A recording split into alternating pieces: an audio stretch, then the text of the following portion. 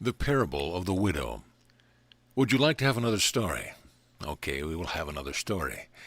In your language, a long, long time ago, there was a young maiden. She was quite comely, good-looking, pretty you would call her, and a good demeanor, happy so that in her village she had many suitors, young men who were interested in having her spend the rest of the lifetime with them.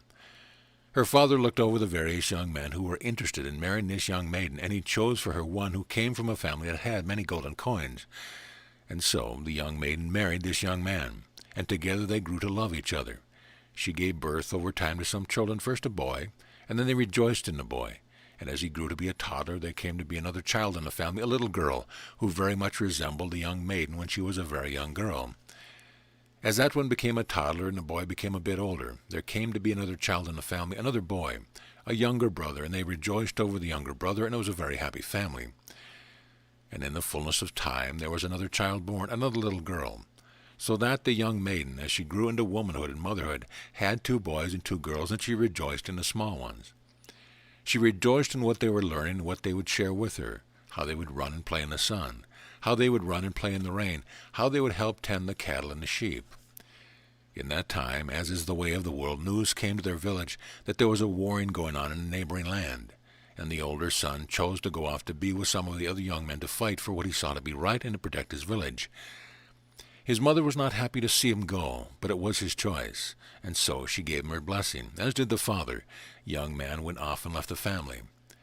The first daughter grew to be a very young maiden, again very comely and pretty, resembling her mother when she was a young maiden, and she had suitors, young men in the village, who were interested in her. So in time she was married to one of them and moved to a section of land not far away where they built their own dwelling. And in time the mother became a grandmother with great rejoicing. News came from afar off that the older son had perished in a battle and would not be returning. There was sadness that the mother felt because her firstborn held a place deep in her heart, and she lamented that he was not coming home. But she had the grandchildren, and the other younger son married and stayed in the next village, and in time there were grandchildren there. And in time the younger daughter also married and had children.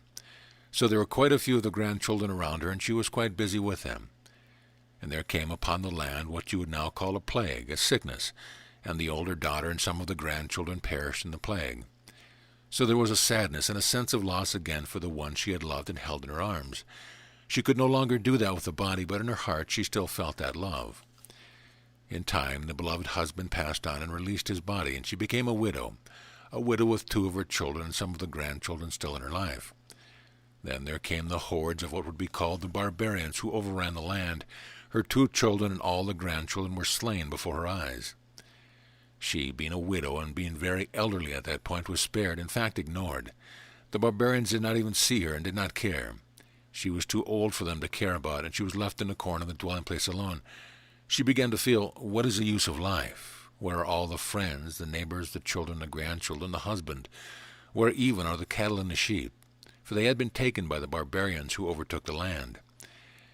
Everything around had been burned, and she looked out on the charred land with grief in her heart, because everything she had loved, even down to the blades of grass, seemingly everything, had been destroyed and taken from her. She spent some time rocking herself back and forth in great grief, asking of herself, why? Why love when it is going to be taken away? Why live? Why am I still here? She held herself, hugged herself with arms around herself, and rocked back and forth, back and forth, back and forth. In the rhythm of the rocking she saw herself as a small child, when she had been in her mother's arm, when she was rocked as a baby, and she felt the love that she had known then. And in the rocking she felt the rocking that she had done with her own children when they were small. She felt the love that she had shared with them and how she had rejoiced with them.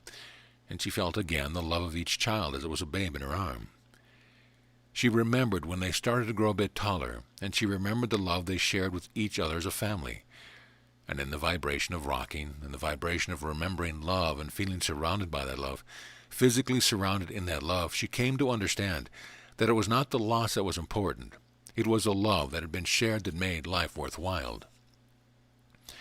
And she came to realize that no barbarians, no stranger, no one could take that love from her. The love that she felt was always hers, was always with her, and could not be taken from her.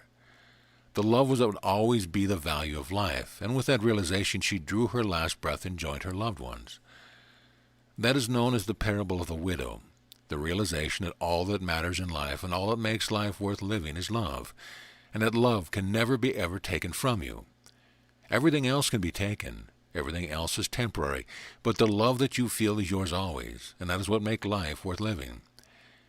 Now, beloved one, when the world will present to you its eccentricities, when it will speak to you of vulnerability, and that you had better defend yourself, remember the love that you have shared with friends, with family, the ones like mine.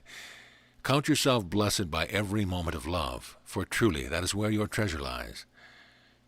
Remember the parable of the widow. Remember her realization as she drew her last breath and went happily to join her loved ones, for truly that will be your story as well. Your story was a happy ending, for in the last moments what you will remember is the love of loved ones, of family, of friends, of caretakers, whoever was with you, with body or in spirit. And the next thing you will experience is the light of understanding that I am and always will be. So be it.